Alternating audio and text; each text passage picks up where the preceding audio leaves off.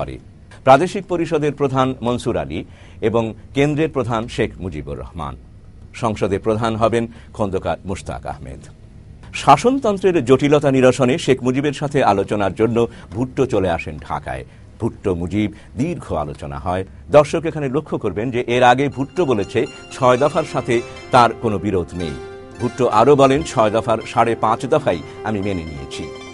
যদিও পরিস্থিতিটি টের পেয়ে শেখ মুজিব ২৫শে ফেব্রুয়ারি এক ঘোষণায় বলেন যে পশ্চিম পাকিস্তানের ফেডারেল ইউনিটগুলোর ওপর ৬ দফা চাপিয়ে দেয়া হবে না। পরে তিনি আরও উল্লেখ করেন যে প্রয়োজনে ৬ দফা শিথিল করা হবে। কিন্তু ভুট্টো পাকিস্তান ফিরেই ইয়াহিয়ার সাথে অত্যন্ত গোপনে জরুরি বৈঠকে বসেন। সেই বৈঠকেই ৩রা মার্চ অধিবেশন স্থগিতের সিদ্ধান্ত গ্রহণ করা হয়। এরই মধ্যে গভর্নর রিয়ার অ্যাডমিরাল আহসান দেখা করেন শেখ মুজিবের সাথে। সরকার গঠনে শেখ মুজিবের প্রস্তুতি যখন চূড়ান্ত, ঠিক তখনই চক্রান্তরত পাকিস্তানি সামরিক জান্তারা তাদের ষড়যন্ত্রের অংশ হিসেবে পূর্ব পরিকল্পনা অনুযায়ী ১ মার্চ এক ঘোষণায় সংসদ অধিবেশন স্থগিত ঘোষণা করে। কিন্তু আমরা সেই সময়ের ইতিহাসের দিকে তাকালে অবাক বিস্ময় দেখব যে ৩রা মার্চ অনুষ্ঠিতব্য সংসদ অধিবেশন বাতিলের ব্যাপারে ১ মার্চে দেয়া সামরিক শাসকের ঘোষণাটির কথা শেখ মুজিব জেনে যান ২৮শে ফেব্রুয়ারিতেই। পূর্ব পাকিস্তানের গভর্নর এস.এম. আহসান ২৮শে ফেব্রুয়ারি রাতেই শেখ মুজিবকে গভর্নর হাউসে ডেকে জাতীয় পরিষদ অধিবেশন স্থগিত করার ইয়াহিয়ার সিদ্ধান্তটি জানান। শুনে শেখ মুজিব বলেন, নিঃসন্দেহে আমাদের সঙ্গে প্রতারণা করা হলো, আমাদের পায়ের নিচে মাটি সরিয়ে ফেলা হলো। সেই ২৮শে ফেব্রুয়ারি রাতেই শেখ মুজিব তার সঙ্গী দুজন সহ সবাইকে সরিয়ে দিয়ে গভর্নর আহসানকে একান্তে অনুরোধ করেন, আপনারা অধিবেশনের নতুন একটি তারিখ যদি এই মাসেই ঘোষণা করেন তাহলে আমার পক্ষে জনসাধারণকে নিরস্ত রাখা সম্ভব হবে। আপনি দয়া করে মুলতবি ঘোষণার পরবর্তী একটি তারিখ ঘোষণা করার জন্য বলুন। শেখ মুজিব হয়তো আশায় ছিলেন ইয়াহিয়া তার অনুরোধে আরেকটি নতুন তারিখ ঘোষণা করবে, তাহলে আর সমস্যা হবে না। সে কারণেই তিনি নিশ্চিত মনে ১ মার্চ অধিবেশনের বাতিলের ঘোষণার দিন হোটেল পূর্বানীতে আওয়ামী লীগের সংসদীয় কমিটির অধিবেশনে যোগ দিয়েছিলেন।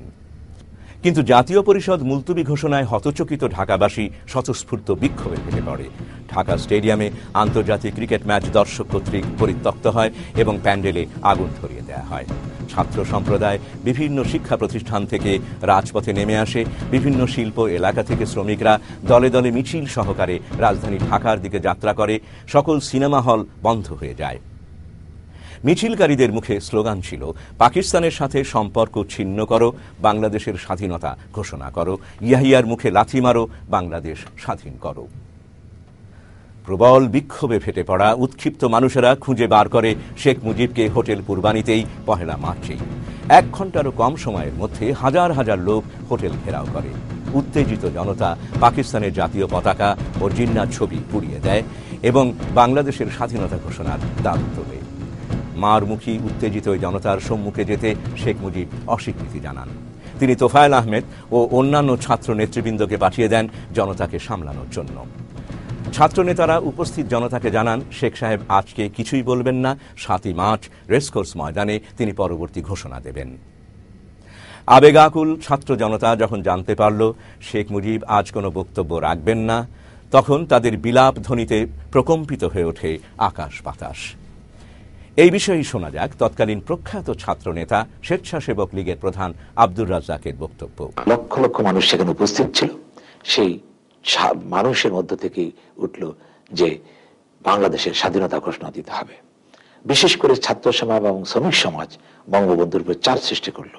বঙ্গবন্ধু আমাদেরকে পাঠালেন, আমি বক্তৃতা করলাম, তোফায়েল আহমদ বক্তৃতা করলো এবং আরো দু একজন বক্তৃতা করলেন, কিন্তু কারো কথাই তারা মানতে না ছিল। বিশেষ করে ছাত্র সমাজ সেখানে আমরা যখন বললাম যে আজকে নয়, বঙ্গবন্ধু সময় মতো ঘোষণা দেবেন, তখন ছাত্ররা মাটিতে গড়িয়ে কাঁদতেছিল। আমার মনে আছে সে কথাটা।